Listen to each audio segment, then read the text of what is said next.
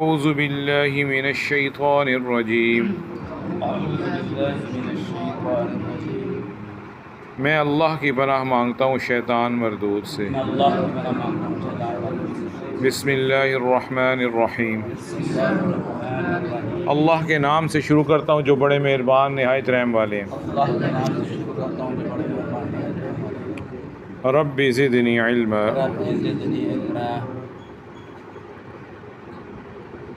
یا ایہا النبی، اے نبی صلی اللہ علیہ وسلم، قل لازواجک، اپنی بیویوں سے فرما دیں، ان کنتن تردن الحیات الدنیا، اگر تم دنیا کی زندگی چاہتی ہو، وزینتہا، اور دنیا کی زندگی کی زینت، فتعالینا امتعکن، تو آؤ میں تمہیں کچھ تھوڑا سا فائدہ دے دوں، وَأُسَرِّحْكُنَّ سَرَاحًا جَمِيلًا، اور تم سب کو میں اچھے طریقے سے چھوڑ دیتا ہوں۔ وَإِن كُنتُنَّ تُرِدْنَ اللَّهَ وَرَسُولَهُ، اور اگر تم چاہتی ہو اللہ کو اور اس کے رسول صلی اللہ علیہ وسلم کو، وَالدَّارَ الْآخِرَةَ، اور آخرت کا گھر چاہتی ہو، فَإِنَّ اللَّهَ أَعَدَّ لِلْمُحْسِنَاتِ مِنْكُنَّ أَجْرًا عَظِيمًا، تو یقیناً اللہ تعالیٰ نے تیار کر رکھا ہے تم میں سے جو بھی نیکوکار ہوں گی ان کے لیے اجر عظیم۔ یا نساء النبی، اے نبی پاک صلی اللہ علیہ وسلم کی بیویوں، من یأتی منکن بفاحشۃ مبینہ، تم میں سے جو بھی کھلی ہوئی بد اخلاقی کا مظاہرہ کرے گی، یضاعف لها العذاب ضعفین، تو اس کو عذاب بھی دگنا دیا جائے گا۔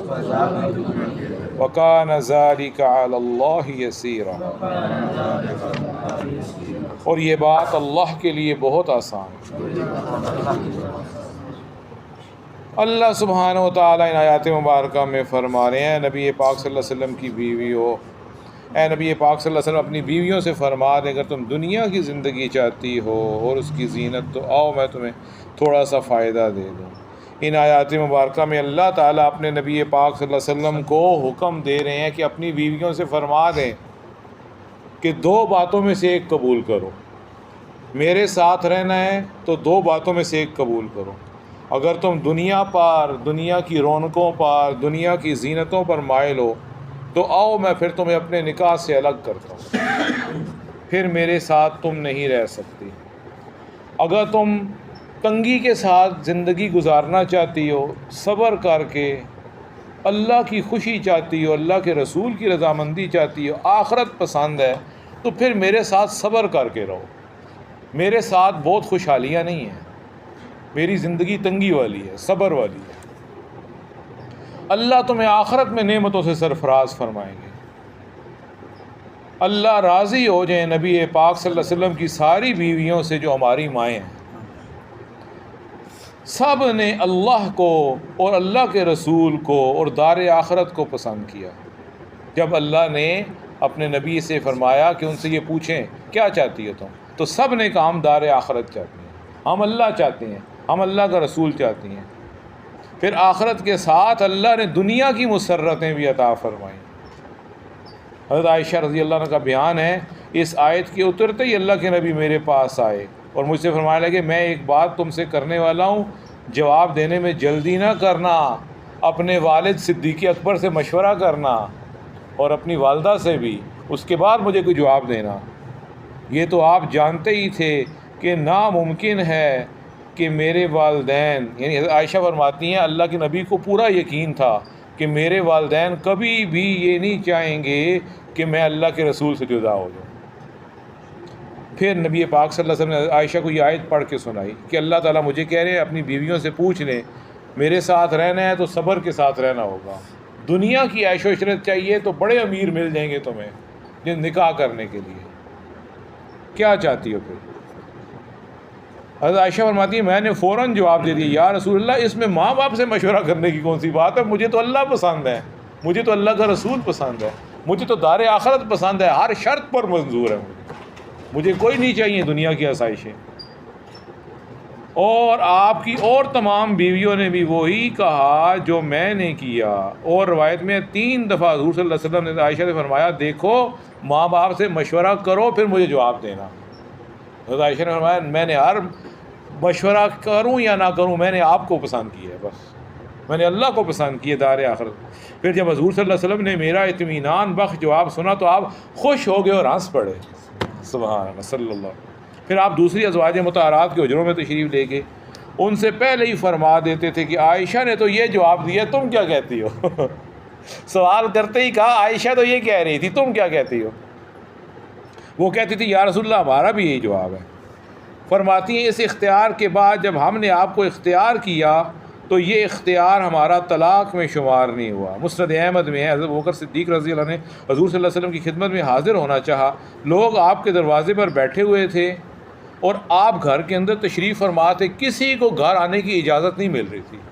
صدیق اکبر آئے، دیکھا کہ گھر کے دروازے پر اللہ کے نبی کے اتنے لوگ بیٹھے ہوئے ہیں لیکن اندر آنے کی اجازت کسی کو نہیں مل رہی۔ اتنے میں حضرت عمر آ گئے، حضرت عمر نے بھی دروازہ کھٹکھٹایا، اجازت چاہیے، اجازت انہیں بھی نہ ملی۔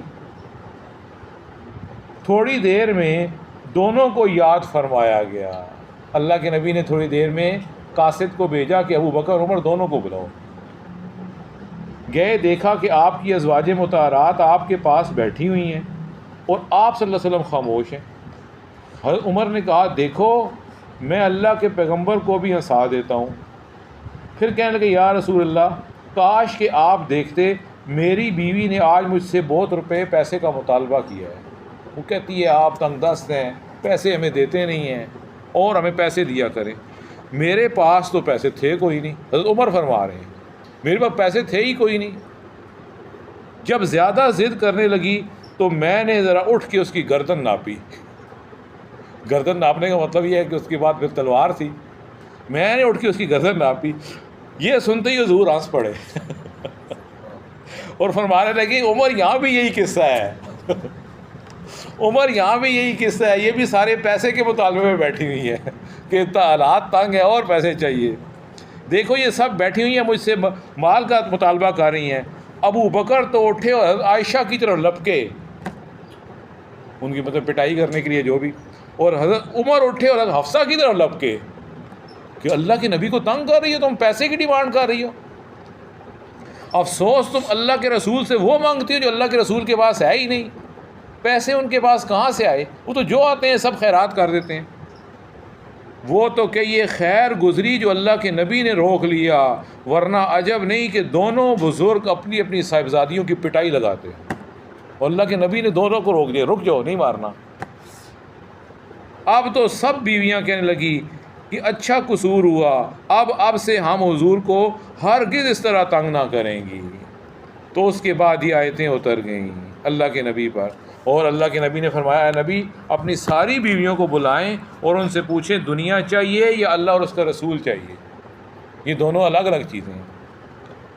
تو پھر سب سے پہلے اللہ کے نبی حضرت صدیقہ کے پاس گئے، انہوں نے آخرت کو پسند کیا اور ساتھ ہی درخواست کی یا رسول اللہ آپ اپنی کسی بیوی سے یہ نہ فرمائیے گا اور میرا نہ بتائیے گا کہ عائشہ نے کیا پسند کیا ہے، میں نے آخرت کا گھر پسند کیا لیکن کسی اور سے کہنا نہیں۔ آپ نے جواب دیا اللہ نے مجھے چھپانے والا بنا کر نہیں بھیجا، مجھے سکھانے والا بنا کے بھیجا ہے۔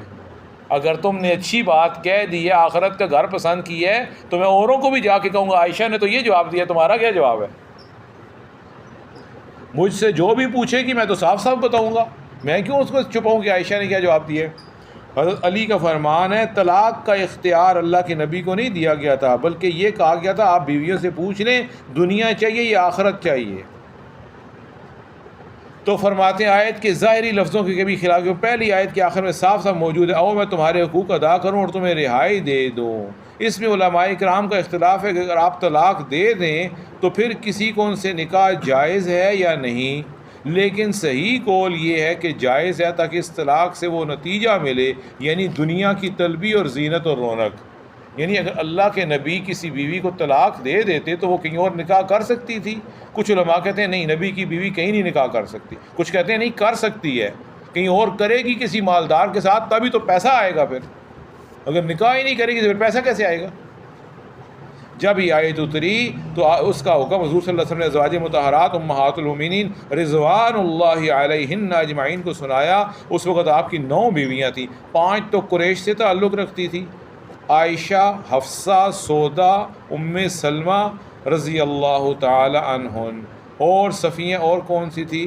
صفیہ بنت حیی قبیلہ نظر سے تھی، میمونہ بنت حارث ہلال قبیلے کی تھی، ہلالیہ تھی، زینب بنت جحش اسدیہ تھی، اور جویریہ بنت حارث جو مستلق قبیلہ بنو المستلق کی تھی، رضی اللہ عنہن و ارضاہن اجمعین۔